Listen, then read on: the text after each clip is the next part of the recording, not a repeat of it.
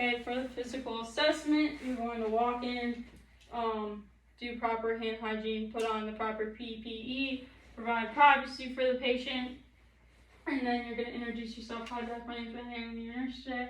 Can I see your wristband to validate your name and date of birth? Zachary Kinney, 8/29/1996. Awesome. Then you're going to start the physical assessment. So you're going to observe his appearance, age, gender, race, hygiene.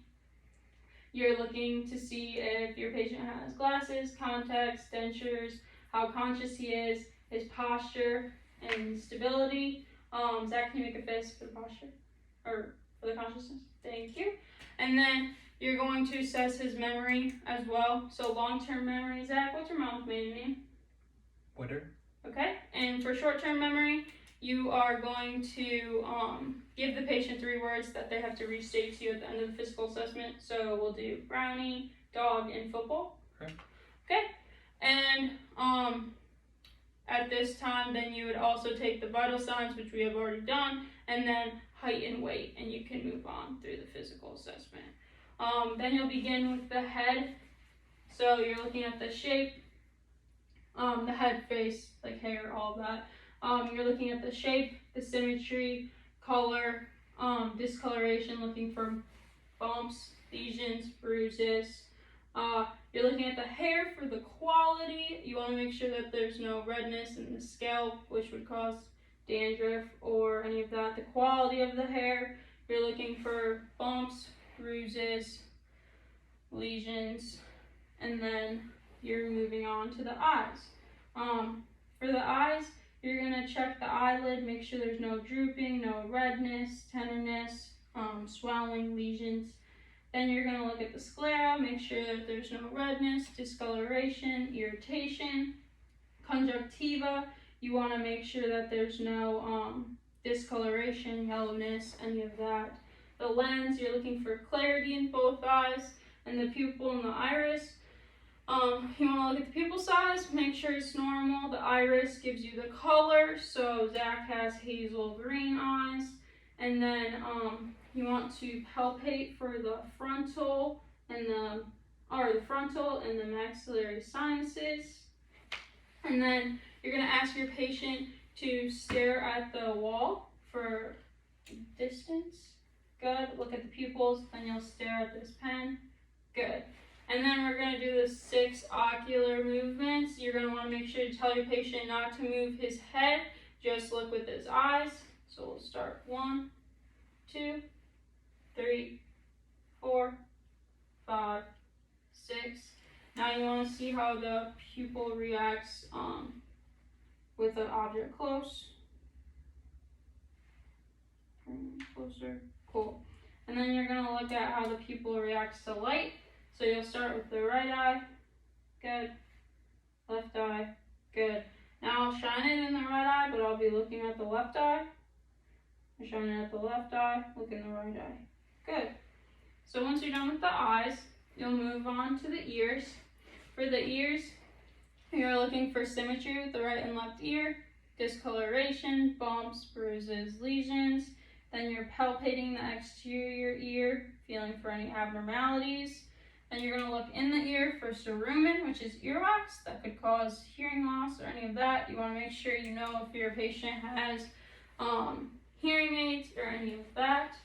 From the ears, you're going down to the mouth. The mouth, you're looking at the exterior to begin. So you're looking at the size, shape, color, any abnormalities with dryness on the lips or any of that. Then you're going to have the patient open the mouth. So when he opens the mouth, you're looking at the gums and the teeth. Then you'll have a tongue depressor. Have the patient open up wide. Say ah, and you're looking at the throat. Good. Going back to the nose, what I forgot is you want to look with the nostrils. You want to look at flaring too. Anyways, moving on from the mouth, you're going to go to the neck. With the neck, you're looking at the trachea. You want to make sure that it's in the middle of the neck. Obviously, you're looking at size, symmetry, discoloration, temperature, redness of the neck, lesions, bumps, bruises. With the neck, you're palpating the trachea one side. And then once you're done with that side, you're moving on to the other side. Good. You'll have your patient perform range of motion in the neck. So Zach, will you look down? Look up. Tilt to the side. Other side. Good. Then you're looking for palpating for lymph nodes. Good. And then with the carotid artery, then you'll palpate. You'll only want to do one side at a time. You never do both sides at the same time. So you'll do that to both sides. And then you'll auscultate. You want to make sure that you're looking for depth, listening for any abnormalities like bruits, and you're using the bell. Good. When you move on, so that's it for the neck. When you move from the neck, you're going down to the breast. For the breast, you're looking for symmetry between the right and the left. You're looking at the nipple for any discharge, discoloration, hair, abnormalities, redness, tenderness, swelling. And then you will palpate, so you're going from the inner to the outer axilla. When you're looking at the axilla, you want to make sure that there's no lumps or bumps. You'll do that on both sides. And then from the chest, then you're going to the heart, or from the breast, you're going to the chest, and you'll look for the heart and the lung sounds and that, with all that. With the chest, you're looking at symmetry, size of the chest, you're looking for respirations, which we've already done. If we hadn't, then you're looking for depth, rhythm, rate, all of that. With the chest, you're doing the 2-to-1 ratio. And then you're comparing left to right. You'll assess the heart. So you want to hit all those 5 landmarks. You have the aortic, the pulmonic, the Erb's point, tricuspid, and mitral, which is the apex of the heart, which is found at the 5th intercostal left of the midclavicular line. So when you're auscultating, you put your diaphragm there and move from aortic, pulmonic, Erb's point, tricuspid, mitral. With the lungs, you start up at 1. Ask the patient to take deep breaths.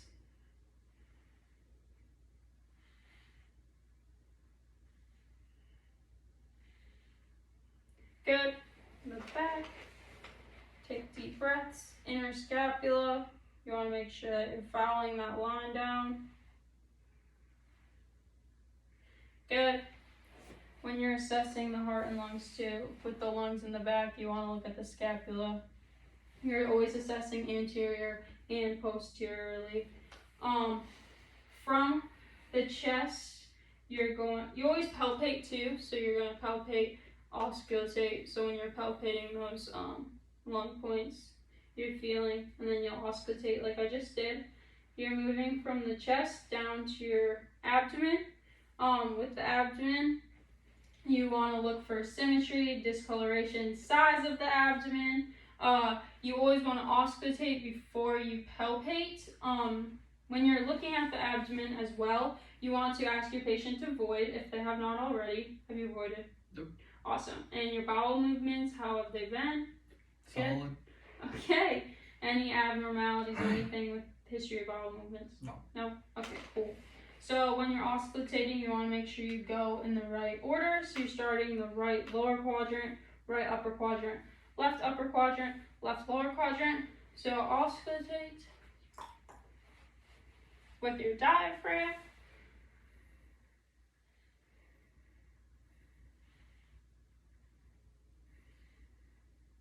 And then when you're done auscultating, then you will palpate.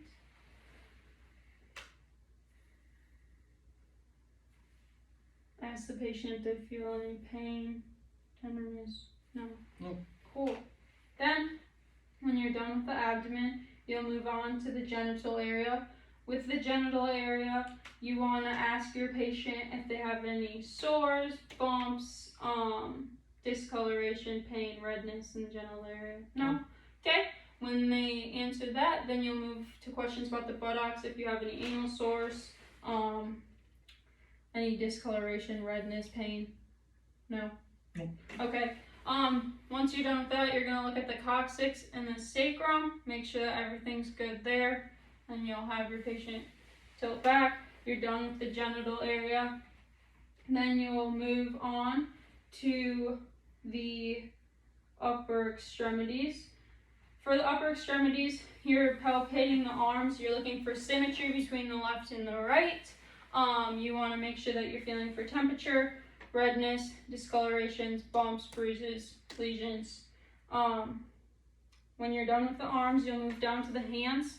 You're looking at texture in the hands.